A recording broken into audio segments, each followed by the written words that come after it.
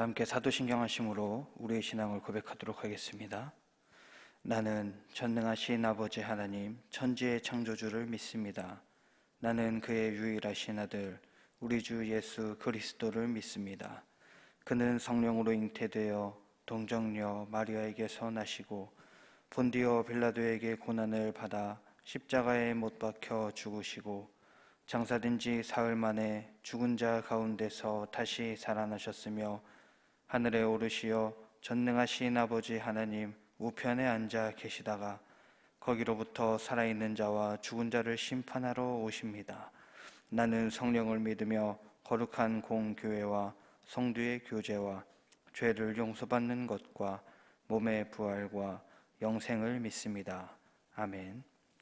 다 함께 찬송가 287장 찬양하겠습니다.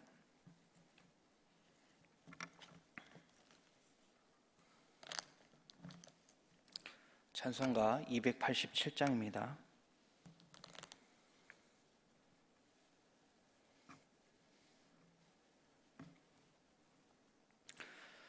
예수 앞에 나오면 죄사함 받으며 주의 품에 안기어 편히 쉬리라.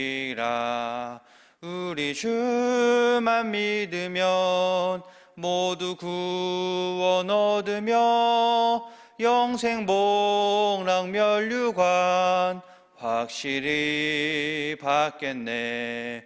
예수 앞에 나와서 은총을 받으며 마음의 기쁨 넘치어 감사하리라.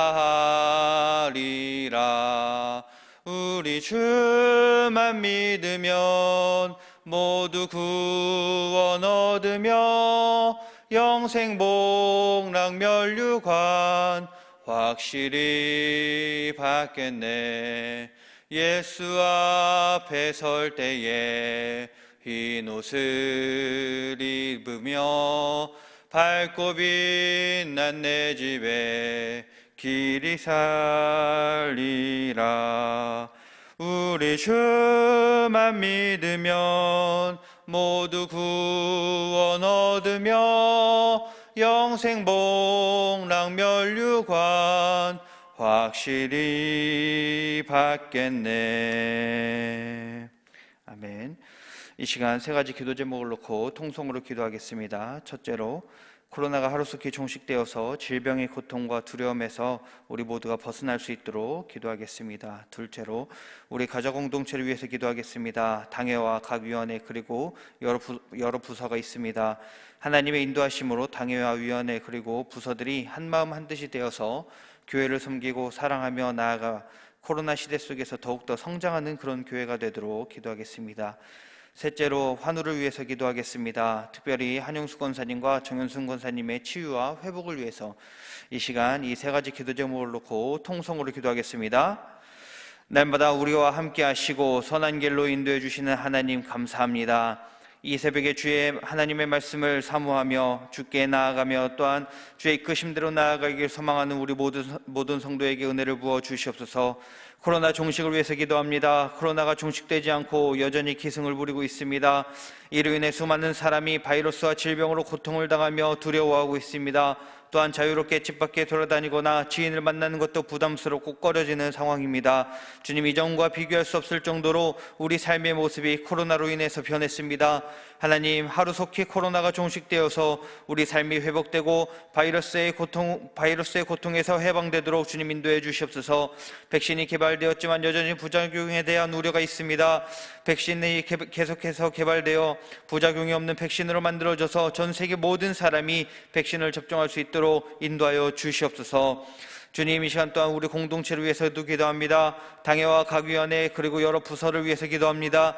코로나 시대 속에서 각각의 기관이 맡은 역할을 잘 감당함으로 지혜롭게 코로나를 헤쳐나가는 그런 교회가 되게 하여 주시옵소서. 담임 목사님을 중심으로 당회가 하나 되게 하시고 또한 코로나로 어지러운 세상과 교회 속에서 올바른 방향을 제시하며 함께 나아갈 수 있도록 인도해 주시옵소서. 또한 각 위원회와 부서는 그 맡겨진 일에 충성을 다하며 교회가 나아갈 방향을 향해 향해 온 힘을 다해 달려갈 수 있도록 주님 함께하여 주시옵소서.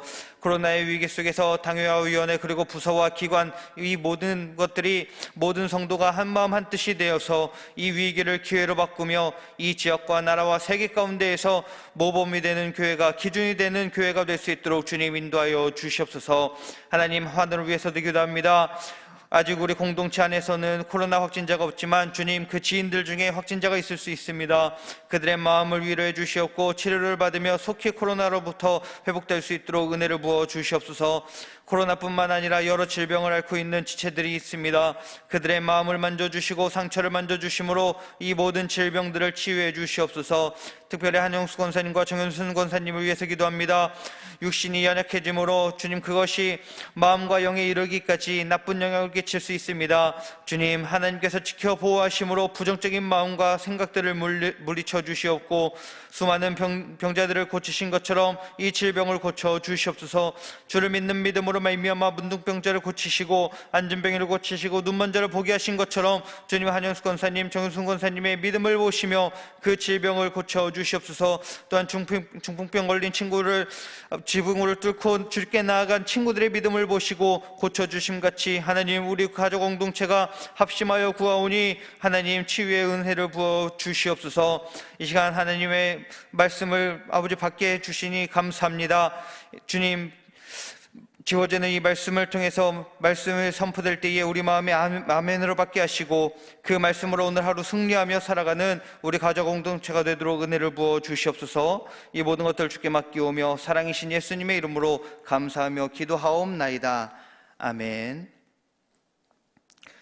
이 시간 하나님께서 우리에게 주시는 말씀, 야고보서 1장 19절부터 21절까지입니다. 야고보서 1장 19절부터 21절까지 제가 본 성경으로 신약 371페이지에 있습니다. 한 목소리로 읽도록 하겠습니다. 내 사랑하는 형제들아, 너희가 알지니 사람마다 듣기는 속히 하고 말하기는 더디하며 성내기도 더디하라. 사람이 성내는 것이 하나님의 의를 이루지 못함이라. 그러므로 모든 더러운 것과 넘치는 악을 내버리고 너희 영혼을 능히 구원할 바 마음에 심어진 말씀을 온유함으로 받으라. 아멘. 인간관계에서 가장 중요하다고 할 수 있는 것이 아마 소통일 것입니다. 상대방과 내가 소통이 되지 않으면 불화가 일어나죠. 이런 소통의 부재는요, 여러 곳곳에서 일어나는데요. 가정에서, 부부 사이에서 일어나기도 합니다. 그리고 부모와 자녀 사이에서도 많이 일어나고 있죠.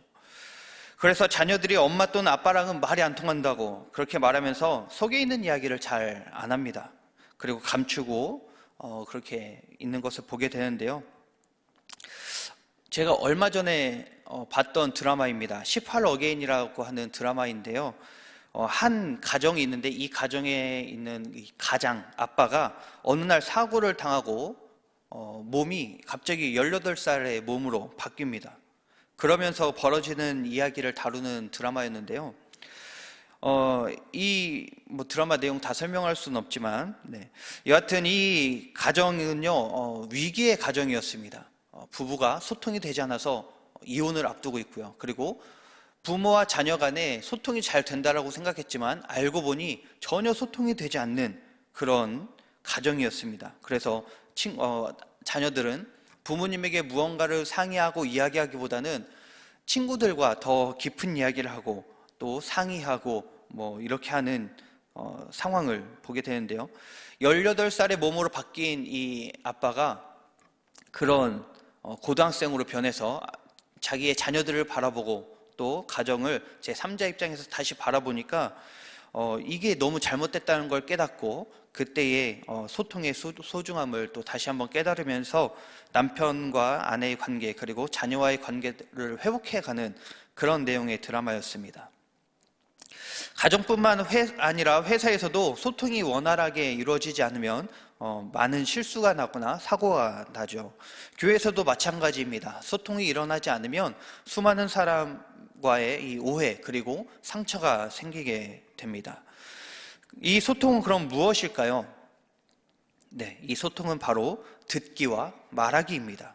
듣는 것과 말하는 것을 잘해야 서로 오해가 생기지 않고 또한 상처를 받지 않습니다. 그렇다면 우리는 왜 이런 소통을 잘해야 할까요? 단순히 상대방과의 관계만을 위해서일까요? 오늘 말씀을 통해서요, 그리스도인에게 소통이 얼마나 중요하고 소통을 어떻게 해야 하는지 말씀을 통해서 한번 살펴보도록 하겠습니다.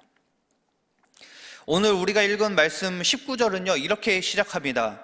내 사랑하는 형제들아 너희가 알지니. 우리는 알아야 합니다. 네, 무엇을 알아야 할까요? 우리가 말을 듣고 행하는 일이 왜 중요한지를 알아야 한다는 것입니다. 18절, 오늘 읽은 본문 이전의 내용인데요. 18절에서 하나님은 우리를 향한 구원의 말씀을 선포하십니다. 18절 그래서 마지막에요, 어떻게 말씀하시냐면 진리의 말씀으로 우리를 낳으셨다 이렇게 말하고 있습니다. 욕심으로 인해 시험에 들고 그것에 속는 자는요 사망을 낳지만, 18절 이전의 내용입니다. 사망을 낳지만 그렇지 않은 사람은요 진리의 말씀으로 우리를 낳으시는 하나님의 구원의 말씀을 듣게 된다는 것입니다. 그래서 하나님의 구원에 대한 이 선포를 들은 우리는 이제 우리 삶이요 그 구원을 이루어 나아가는 그러한 존재임을 깨달아야 한다는 것이죠. 그래서 구원받은 성도에게 있어서 가장 먼저 바뀌어야 하는 것이, 그 다른 무엇보다 가장 먼저 바뀌어야 하는 것이 바로 말씀을 듣고 말하는 것이라는 것입니다. 그리고 순종하는 일이라는 것이죠. 그래서 18절에 하나님께서 진리의 말씀으로 우리를 낳으셨기 때문에 성도는 말의 문제, 이 말의 문제에 있어서 근본적으로 변화되어야 합니다. 사실 많은 사람이 오늘 말씀을 사람과 사람 사이에서의 문제로만 인식하는 경우가 있습니다. 사람과의 관계에서도 당연히 중요하죠. 그런데요, 그 이전에 하나님과 사람의 관계에서 이 말씀이 우선적으로 적용되어야 합니다.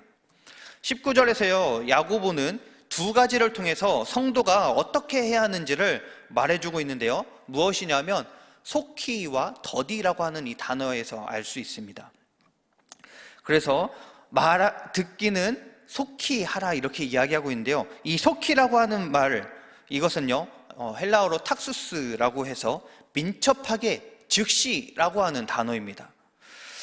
그래서 이 단어는요 그저 듣기만 하고 그치는 것을 의미하지 않습니다. 이것은요 들었으면요 그것을 바로 그 즉시 들은 것을 행동을 옮기는 이 순종을 내포하고 있는 단어입니다. 우리는 하나님의 말씀을 들어야 하는데요, 그 듣는 것에 지체함이 있어서는 안 된다는 것이죠. 하나님의 말씀을 듣는 일에 속히 하고 민첩하게 즉시 지체함 없이 들어야 하고, 이 들음은 곧 순종을 의미합니다. 그리고 순종으로써 이것이 정말로 들었다라고 하는 것을 나타낸다는 것입니다. 하나님께서 아브라함에게 이렇게 말씀하십니다. 내 아들 이삭을 모리아 땅으로 가서 번제물로 바쳐라 이렇게 말씀하십니다. 그런데 이 말을 들은 아브라함이 어떻게 합니까? 고민하고 번뇌하고 그리고 지체하고 늦장을 부립니까? 아니죠. 성경에 보면 아침에 일찍 일어나 이렇게 써 있습니다.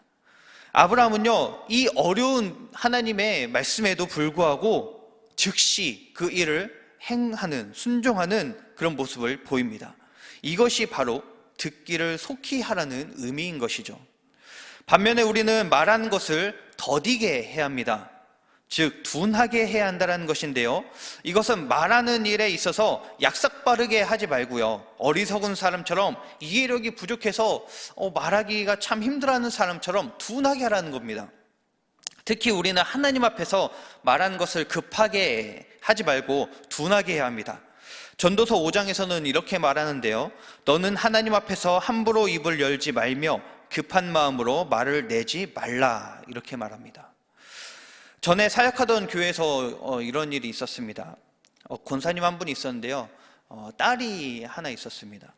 그런데 딸만 있다 보니까 아들이 갖고 싶으셨나 봅니다. 그래서 아들을 주시면 이 딸을 하나님께 바칩니다. 이렇게 서원을 했던 권사님이었는데, 그리고 딸이 있고 나서 나중에 한 6, 7년 지나서 아들이 생겼습니다.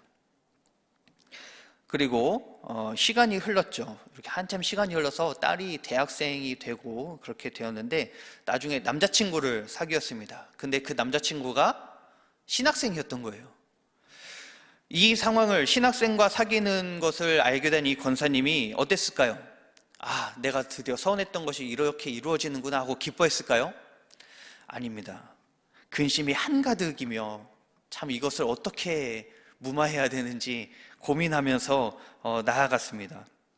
왜냐하면 그동안 이 목회자가 얼마나 고생하고 힘들었는지 바로 옆에서 지켜봤기 때문에 그렇습니다. 그러니까 자기 딸이 목회자 만나서 고생하는 게 싫은 거죠. 제발 고생 안 하고 컸으면 좋겠는데 신학생을 만나다니 나중에 고생할 거가 뻔하고, 괜히 또 자기가 서운한 게 있으니까 이게 또 그대로 이루어질 것 같고, 그러니까 이 번뇌를 하는 것입니다. 고뇌하는 것이죠. 그러면서 이 힘들어하는 가운데에 목사님을 찾아가서 이 서운한 거를 어떻게 물을 수 없느냐, 이런 질문을 하면서 그런 질문을 했던 것을 듣게 되었었는데요. 지금은 그 자매가 신학생이 아닌 다른 남자 만나서 애 낳고 잘 살고 있습니다. 여하튼 우리는 이 말하는 것을요, 함부로 해서는 안 됩니다. 하나님 앞에서는 물론이거니와 사람 앞에서도 이 말하는 것을요, 더디해야 합니다. 우리 각자의 모습을 한번 돌아보면 참 좋겠습니다. 말하는 것을, 그리고 듣는 것, 우리가요 어떻게 하고 있었는지 한번 이 시간을 통해서 또 생각을 해보면 좋겠는데요. 말을 듣는 것은요, 그 말을 끝까지 듣고 이해하고 즉시 그 이해한 대로 순종하는 것을 말한다고 했습니다. 우리는요, 사람과의 관계에서 대화할 때 그렇게 하고 있나요? 상대방의 말을요, 그 말이 끝날 때까지 인내하며 기다리고 끝까지 듣고 있나요? 아마 그러지 못하는 우리의 모습을 많이 발견하게 될 겁니다. 인내심을 가지고 듣지 못하고요, 참을성이 없습니다. 그리고 듣긴 들어도요, 그 말에 대해서요, 둔하고 잘 움직이지 않는 우리의 모습을 보게 됩니다. 그리고 말을 할 때는 또 어떻게 합니까? 더디하고 상대방의 말을 더 들어주고 더디 말하고 배려해줘야 하는데, 우리는 그러지 않습니다. 너무 급하게 말합니다. 너무 성급하게 상대의 말이 다 끝나기도 전에 그 말을 끊고 그 말을 치고 들어와서 내 생각만 쏟아붓고 있는 우리의 모습을 발견합니다. 상대방을 배려하고 생각하고 그렇게 말을 해야 하는데 전혀 그러지 않는 우리의 모습이 있다는 것이죠. 말이 급하고 격하면요, 듣는 사람이나 말하는 사람이나요, 모두 쉽게 흥분을 하게 되고 분노가 생깁니다. 부부싸움이 시작되는 첫 시작점이요, 이 소통의 부재인 것이죠. 처음에는 조용히 대화로 좀 풀어보겠다 하면서 대화를 이어나갑니다. 근데 어떤가요? 금세 오빠랑은 말이 안 통해, 이렇게 이야기하면서 점점 불화의 씨앗이 커지게 됩니다. 이렇게 소통이 안 된다라고 생각하면서 싸움을 이어나가는데, 왜 이렇게 되냐면 결국에 내 말만 하기 때문에 그렇습니다. 내 주장만 펼치기 때문에 그렇죠. 상대방의 말을 듣고 이 말을 이해해주고, 아, 네가 그렇구나 하면서 이것을 풀어가는 것이 아니라 나는 이렇다, 너는 왜 그러냐, 이런 식으로만 풀어가기 때문에 계속해서 흥분하고 또 싸우고 분노하며 화를 내는 이런 상황이 된다는 것이죠. 그리고 이런 상황이 이어지면 사람과의 관계가 깨지고 또 공동체가 깨지고 가정이 깨지는 그런 상황이 됩니다. 그래서요, 이 말의 문제는요, 단순히 듣고 말하고의 문제에서 그치는 것이 아니라 이 말의 문제는 화평과 의라고 하는 이 문제를 생각나게 하고 이것과 연결이 된다는 것입니다. 그래서요, 20절에 이렇게 말하고 있습니다. 사람이 성내는 것이 하나님의 의를 이루지 못한다, 이렇게 말하고 있습니다. 하나님의 말씀이든 사람의 말이든 듣는 것에 둔하고 말하기에 빠르면, 오늘 말씀과 반대죠. 듣는 것에 둔하고 말하기에 빠르면 하나님의 의를 이루지 못한다라는 것입니다. 공동체를 파괴한다는 것이죠. 우리가 하나님의 말씀을 듣는 일에 속히 하고 말하는 것에 더디해야 하는 이유가 바로 하나님의 의를 이루어 나아가기 때문입니다. 하나님께서 먼저 시작하시고 의를 이루시고 그 열매를 얻는 일 가운데에요, 우리가 하나님의 말씀을 듣기를 더디하고 말하기를 속한다면 우리는 흥분하고 분노함으로써 이 모든 하나님이 이루시는 일들 가운데 방해밖에 안 된다는 것입니다. 하나님의 의를 이루기 위해서는요, 우리는 구원받은 성도로서 날마다 말씀을요, 우리 안에 온유함으로 받아야 하는 것입니다. 지금까지 말했던 이 모든 근본적인 원리가 21절에 나와 있는 내용입니다. 21절에서요, 마음에 심어진 말씀이라고 이렇게 이야기하고 있습니다. 이 마음에 심어진 말씀은요, 우리를 구원에 이르게 하는 이 복음을 의미합니다. 그래서요, 진리의 말씀으로 태어난 우리, 18절에서 진리의 말씀으로 태어난 우리는요, 날마다 이 복음, 마음에 심어진 이 말씀, 이것을요, 온유함으로 늘 받아야 한다는 것입니다. 그리고 그 말씀으로 늘 살아가야 한다는 것입니다. 그리고 말씀을 온유함으로 받는다는 것이 무엇입니까? 바로 이 말씀을 받음과 동시에 그 말씀에 합당하지 않은 내 삶에 있었던 이 모든 문제들, 이 모든 더러운 것들, 이 악을요, 벗어버려야 한다는 것을 21절을 통해 말해주고 있다는 것이죠. 다시 말해서 구원받은 우리는요, 이제 옛사람의 모습을 벗어버려야 합니다. 에베소서 4장의 말씀처럼요, 진리의 말씀으로 심령이 새롭게 되고 예수님께 접붙임된 우리 모든 성도는 이제 유혹의 욕심을 따라 썩어져가는 구습을 따른 이 옛사람을 벗어버리고 하나님을 따라 의와 진리의 거룩함으로 나아가게 하는 이 복음의 말씀을 마음의 온유함으로 받아야 한다는 것입니다.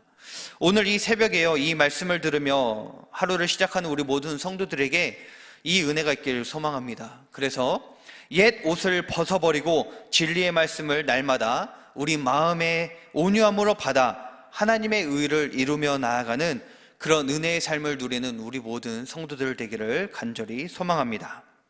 기도하겠습니다. 하나님 감사합니다. 이 새벽에 주의 말씀을 듣고 그 말씀을 온유함으로 받습니다. 이 진리의 말씀을 날마다 우리 마음에 새기며 말씀이 우리를 이끄는 삶을 살아가는 성도들 되게 하여 주시옵소서. 그래서 말씀으로 인해 우리의 옛 옷을 벗어버리고 하나님의 의를 이루는 이 새로운 옷을 입으며 나아가게 하시옵소서.